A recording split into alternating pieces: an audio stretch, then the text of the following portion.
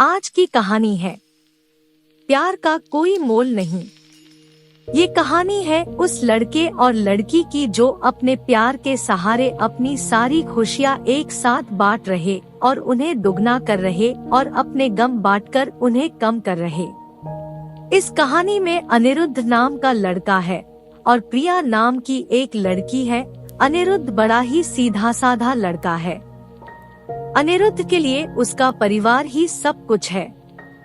अनिरुद्ध अपने परिवार के लिए कुछ भी कर सकता है, इसलिए वह दिन रात मेहनत करता है और दिन रात मन लगाकर पढ़ाई करता है, साथ ही साथ कुछ काम करता है जिससे कुछ पैसे कमा सके।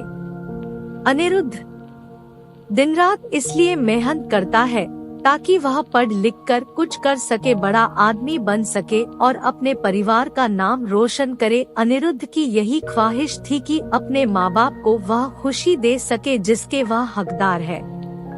अनिरुद्ध इंजीनियरिंग करता है, साथ ही साथ वह पार्ट टाइम जॉब भी करता है।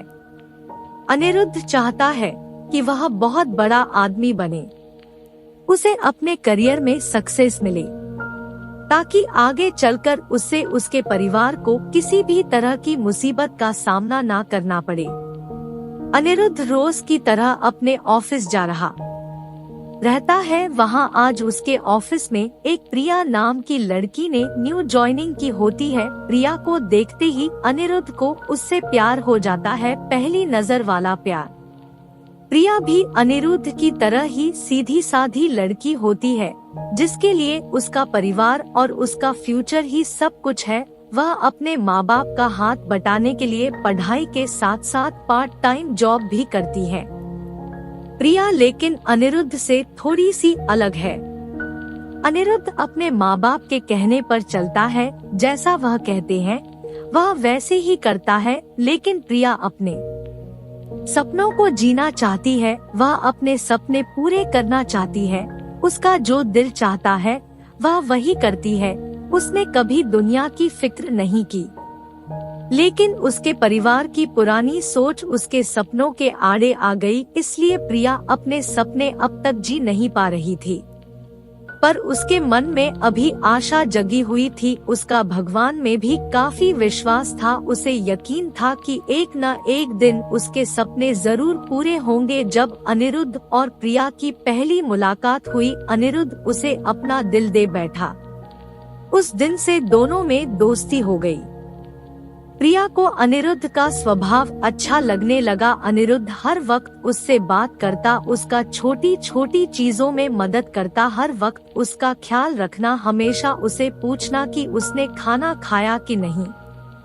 धीरे धीरे प्रिया भी अनिरुद्ध को पसंद करने लगी थी। फिर एक दिन अनिरुद्ध ने प्रिया से अपने प्यार का इजहार किया और प्रिया ने भी हाँ कह दी, क्योंकि प्रिया को भी प्यार चाहिए था। वह हमेशा अकेली थी, अंदर से उसे कभी इतना प्यार नहीं मिला किसी से, और ना ही किसी ने कभी उसकी परवाह की। अनिरुद्ध का ऐसा स्वभाव प्यार भरा और परवाह करने वाला देखकर प्रिया ने उसके प्यार को कबूल किया और अपने प्यार का भी इजहार किया। इसी तरह दोनों एक साथ घूमते मिलते, एक दूसरे से बातें करते और अपने प्यार के खुशियों के पल समेटते रहे। प्यार में मीठी तकरार तो होती है, इनके बीच की तकरार हुई पर इन्होंने एक दूसरे को समझा, एक दूसरे को संभाला और हमेशा एक दूसरे का साथ दिया। अनिरुद्ध और प्रिया दोनों एक साथ कॉलेज जाते हैं, एक साथ काम पर जाते, जहाँ जाते हैं हमेशा एक दूसरे के साथ रहते। इसी तरह खट्टी मीठी यादों के साथ दोनों ने एक साथ 4 साल गुजारे। साथ ही साथ प्रिया इंजीनियर बन गया जिसकी काफी अच्छी नौकरी है और प्रिया भी एक राइटर बन गई। साथ ही साथ वह अच्छा गाना भी गाती है। अनिरुद्ध ने उसका सपना भी पूरा करने में मदद की, गाना गाने का और अपनी आवाज को लोगों तक पहुंचाने का। इतना समय साथ गुजारने के बाद दोनों के बीच में प्यार बहुत गहरा हो गया। दोनों एक दूसरे के बिना अब जी नहीं सकते थे। दोनों एक दूसरे के दिल की धड़कन बन चुके थे। दोनों ने सोचा कि वह अब अपने अपने परिवार वालों को उनके रिश्ते के बारे में बताएंगे।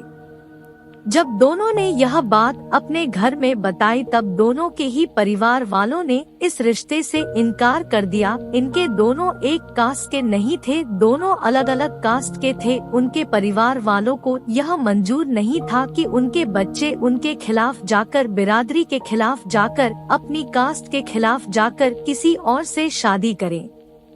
उन दोनों के परिवार वालों ने उनका मिलना, फोन पे बात करना सब बंद करा दिया। दोनों एक दूसरे के बिना रह नहीं पा रहे थे, दोनों एक दूसरे की याद में तड़प रहे थे, दोनों एक दूसरे को मिलने के लिए बेचैन थी। अनिरुद्ध जो अपने परिवार की इतनी इज्जत करता है, उनके लिए कुछ भी कर सकता है, उन्हें कभी दुखी नहीं देख सकता। अपने परिवार की खातिर उसने प्रिया को भूलने का फैसला कर लिया। प्रिया को अपने प्यार और भगवान पे पूरा भरोसा था। उससे यकीन था कि वह एक न एक दिन जरूर अनिरुद्ध के साथ होगी, इसलिए उसने कभी हिम्मत नहीं हारी।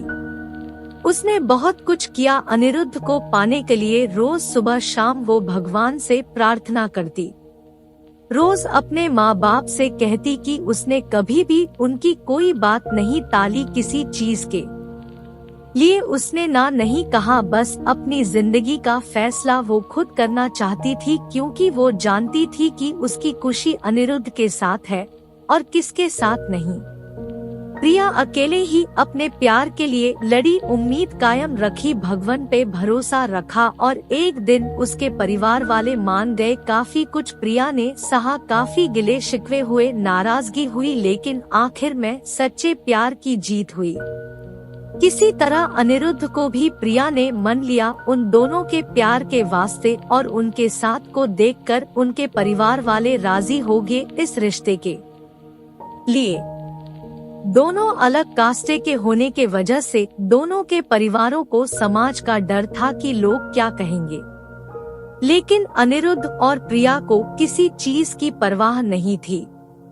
दोनों ये बात अब समझ चुके थे कि उनके प्यार के सामने कोई चीज बड़ी नहीं। वो अपने प्यार के सहारे कोई भी लड़ाई लड़ सकते हैं और जीत सकते हैं। आज के जमाने में कुछ लोग ऐसे भी हैं जो अब भी जात पात, ऊंच नीच को मानते हैं, पर इस कहानी से हमें यही सीखने मिलता है कि प्यार की कोई जात नहीं होती, प्यार का कोई धर्म नहीं होता। प्यार तो प्यार होता है जिसके सहारे जिंदगी खुशी से जी सकते हैं। Thank you for watching. Please like, subscribe and share.